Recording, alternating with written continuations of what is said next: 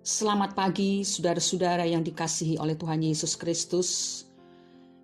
Kita bersyukur karena hanya oleh kemurahan Tuhanlah, maka kita ada sampai hari ini, Sabtu 9 April 2022. Marilah kita siapkan hati untuk menerima firman Tuhan lewat renungan yang berjudul Dosa yang Tidak Menguntungkan.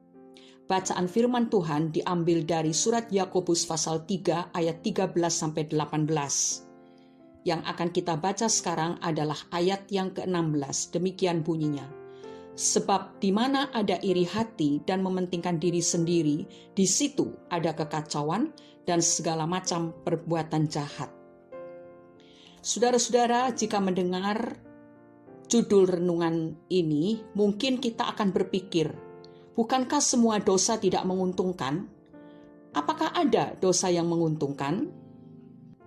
Percaya atau tidak, hampir semua dosa menguntungkan, memberikan keuntungan atau kepuasan tersendiri bagi yang melakukannya. Itulah sebabnya banyak orang suka melakukan dosa. Jika seandainya dosa tidak memberikan keuntungan apapun, maka tentu tidak akan ada orang yang sudi melakukannya. Sebagai contoh, ketika seseorang melakukan pencurian, ia akan mendapatkan uang atau barang yang bisa dipakainya.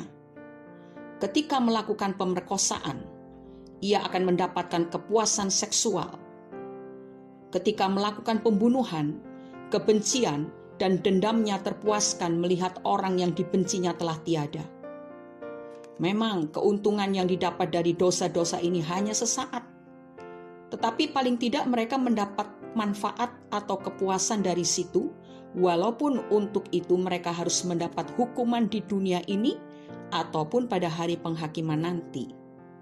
Namun ada satu dosa di mana kita tidak mendapat keuntungan sedikit pun darinya, bahkan hanya akan merugikan diri kita sendiri. Itu adalah dosa iri hati atau kecemburuan.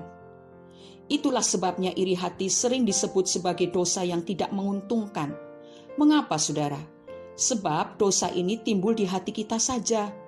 Kita tidak lakukan terhadap orang yang kepadanya kita iri. Misalnya ketika kita iri terhadap tetangga yang lebih kaya daripada kita, atau terhadap teman satu kantor yang punya gaji dan jabatan yang lebih tinggi daripada kita.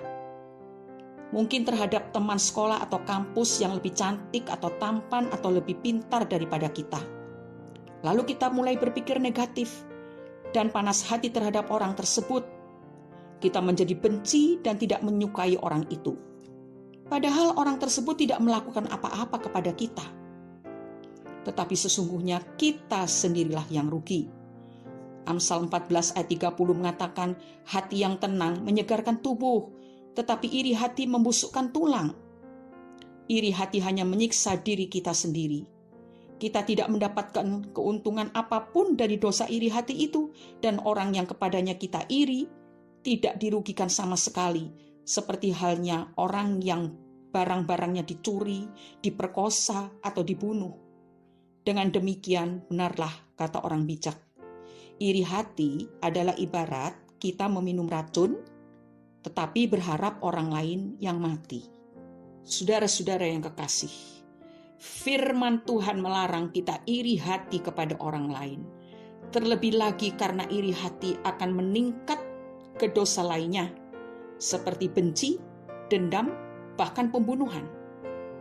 Bahkan terhadap orang-orang jahat pun, firman Tuhan melarang kita untuk iri hati. Amsal 23 ayat 17 berkata, janganlah hatimu iri kepada orang-orang yang berdosa, tetapi takutlah akan Tuhan senantiasa. Memang, jika orang jahat hidup makmur dan sukses, padahal mereka jahat dan sepertinya tidak mendapat hukuman atas dosa dan kejahatan mereka, bisa membuat kita menjadi iri. Namun dalam hal ini pun kita tidak perlu iri, sebab Tuhanlah yang akan berurusan dengan orang seperti itu. Dalam cara dan waktunya sendiri, ia akan menjatuhkan hukumannya kepada mereka. Amsal 4 ayat 23 berkata demikian, Jagalah hatimu dengan segala kewaspadaan, karena dari situlah terpancar kehidupan. Saudara-saudara, zaman ini adalah zaman yang penuh dengan kejahatan. Iblis berusaha dengan keras untuk menghancurkan kehidupan anak-anak Tuhan. Karena itu, marilah kita waspada, kita jaga hati kita dengan baik-baik, dengan penuh kewaspadaan, supaya tidak ada sedikit pun dosa-dosa yang masuk ke dalam hati kita, terutama iri hati. Amsal 14 ayat 30 tadi kita sudah dengar bahwa iri hati membusukkan tulang. Artinya, kalau seseorang menyimpan iri, maka tubuhnya akan sakit-sakitan. Ada saja penyakit yang dirasakan. Dan saya percaya tidak ada seorang pun di antara kita yang rela menjadi orang yang sakit-sakitan, tetapi kita ingin sehat, roh, jiwa, dan tubuh kita. Karena itu dekatlah kepada Tuhan. Sebab hanya dekat Allah kita tenang. Dan ketenangan itulah yang membuat kita hidup sehat. Rohani kita sehat, iman kita bertumbuh, pengharapan kita semakin kuat, dan cinta kita kepada Tuhan semakin dalam. Di akhir zaman ini, kita perlu sangat berwaspada. Dekat dengan Tuhan, memiliki persekutuan yang akrab. Firman Tuhan yang selalu menguasai hidup kita. Dan Roh Kudus akan memampukan kita untuk menjadi orang-orang yang tidak menyimpan iri hati. Mari kita berdoa. Ya Bapa di dalam surga, pagi hari ini kami sangat bersyukur karena Engkau sudah membangunkan kami untuk menerima nasihat, peringatan yang serius dari Tuhan mengenai iri hati. Kami mengakui Bapa, seringkali kami iri terhadap orang lain yang lebih berhasil dari kami. Tetapi pagi hari ini kami percaya Roh Kudus akan memampukan kami untuk membuang segala iri hati dari dalam hidup kami. Karena kami ingin memiliki suatu kehidupan yang menyenangkan Tuhan.